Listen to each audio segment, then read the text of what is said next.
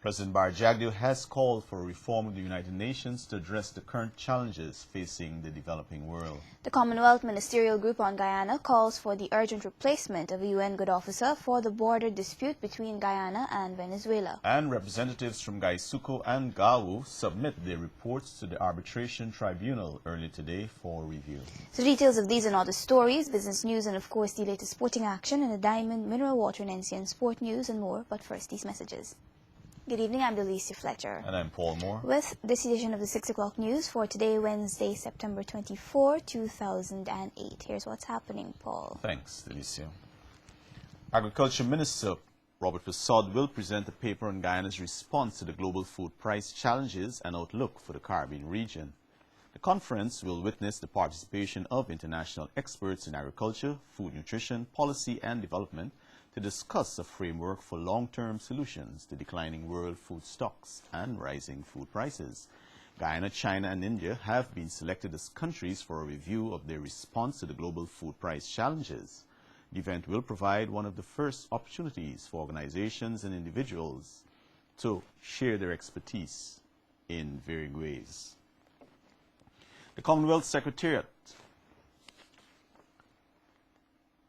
representatives from Gaisuco and Gawu have submitted their reports to the Arbitration Tribunal earlier today for review. It is hoped that today's activity signals the near end of a prolonged dispute between the union and the sugar company. Shardalal has more in this report. Officials from the Guyana Sugar Corporation and the Guyana Agriculture Workers Union met at the Bank of Guyana earlier today to exchange and present their written reports to the Arbitration Tribunal for review. Both parties have agreed to make oral presentations in relation to their positions on the wage dispute on Saturday, September 27 at the Chadijagan Research Center in Kingston. Minister of Labor Manzoor Nadir imposed compulsory arbitration after the bodies failed to reach consensus on the issue. The Sugar Corporation proposed an increase of 5.5%. However, this was rejected by the Agriculture Workers Union, who called for a 14% pay hike.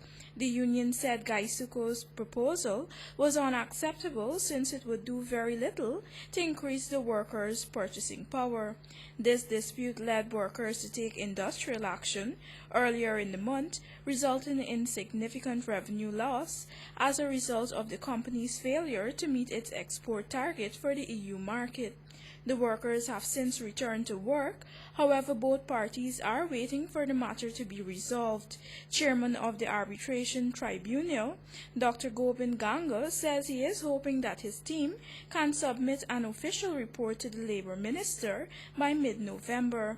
In the meantime, both parties have agreed to meet between October 12 and 17 for further discussions. Both Gaisuco and Gawu will be forced to abide by the final decisions of the tribunal. Reporting for the 6 o'clock news, I'm Shardalal. President Barry Jagdeo has called for a reform of the United Nations to address the current challenges facing the developing world, ranging from climate change to the global food crisis. The President, in his address to the United Nations 63rd General Assembly yesterday, said developed countries must be able to account for the promises they made in the past. Edward Lane reports. President Barry Jagdeo told the 192 world leaders gathered in New York yesterday for the United Nations General Assembly that the time has come for the UN and other international bodies to return to the drawing table and review their policies.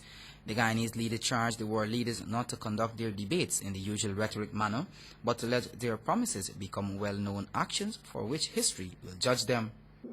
I believe that the reforms must be pursued along certain predefined principles. Firstly, the institutions must have new mandates that are relevant to current circumstances, and they must have at their disposal tools to discharge these mandates effectively. Secondly, the institutions must have legitimacy and be reflective of equitable representation of their membership. Thirdly, in the discharge of their functions, they must demonstrate flexibility and responsiveness. And fourthly, they must display the highest standards of accountability and transparency.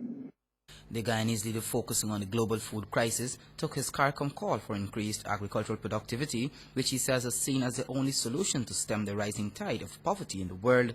On the issue of climate change, President Barry Jagdeo called for the concerns raised in this global phenomenon is translated into urgent actions by leaders. The climate change challenge will not slow down to meet the pace set by the United Nations. Our response must speed up to meet the pace of climate change. The facts are straightforward. If we are to avoid catastrophic climate breakdown, we need to stabilize annual greenhouse gas emissions at about 2 tons of carbon dioxide equivalent per capita by 2050.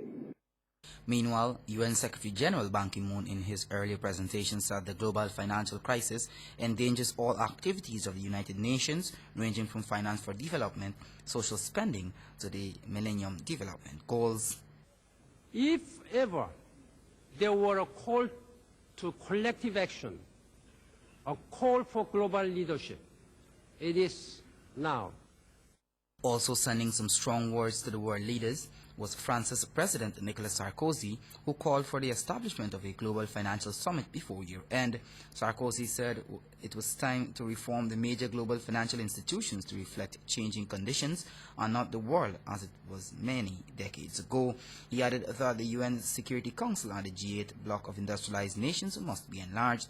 The 63rd United Nations General Assembly opened on September 22 and will run until October 1. Edward Lane, the 6 o'clock news. The Commonwealth Secretariat Ministerial Group on Guyana today called for an urgent replacement of a representative of the United Nations General Council to settle the border dispute between Guyana and Venezuela. This call came today when the Commonwealth Secretary General Kamish Sharma convened the Special Ministerial Group in New York. Here are details.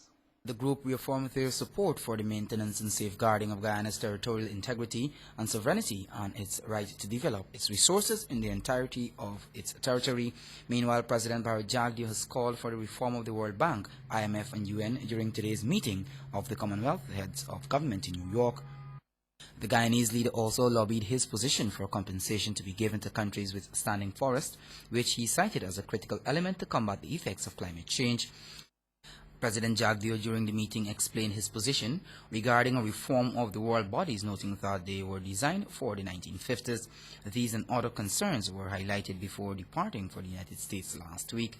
In an earlier statement, Commonwealth Secretariat said that one of the major focuses is to examine strategies that can be used to make the global institutions work better in light of the many challenges facing the world. Another area that came up during today's discussion was the Commonwealth effort to accelerate United Nations reform and to promote a new system for global environmental governance. The heads also explored ways in which the Commonwealth can assist in addressing the challenges of and opportunities for increasing food production. The heads also held preparatory discussions before the UN discussion on the Millennium Development Goals tomorrow. The meeting was convened to discuss progress in Commonwealth countries in achieving the MDGs, which include reducing poverty by 2015, and the Commonwealth perspective of how global efforts on the goals can be accelerated. Edward Lane, the 6 o'clock news. A new area has been identified by the vendors operating alongside the Cheddi Jagan International Airport area for the construction of a mini-mart. CEO of the airport, Ramesh Gir, says once the site is feasible, the vendors will be accommodated. More in the Sakila Jacobs report. Vendors operating on the perimeter of the Cheddi Jagan International Airport have proposed a new site for the construction of a mini-mart further onto the airport reserved land.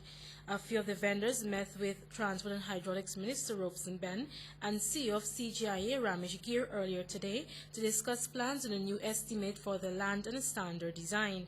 Gir says he will inspect the site and once it's feasible, the vendors can be accommodated. We would like the squatters,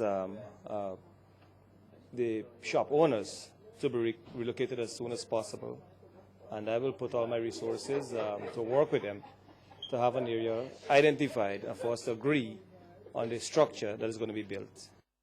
Meanwhile, Transport and Hydraulics Minister Robeson Ben urged the group not to be disjointed since he is not prepared to deal with different committees. He says he's anticipating a speedy resolution since the area needs to be regularized. Well, we'll take a look at it. It could be an option, and we'll have the board of the CGIA meet to decide with us what is the best way forward. Minister Ben reiterated that he wants this transition process to be seamless and not upset the livelihood of the vendors. Committee leader Carmen Simon said the previous site is insanitary and noted that members are willing to work with the standard design that was proposed before. She said the issue now is acquiring the money for the construction of the mart. A follow-up meeting will be held sometime next week. Reporting for the 6 o'clock news, Akila Jacobs.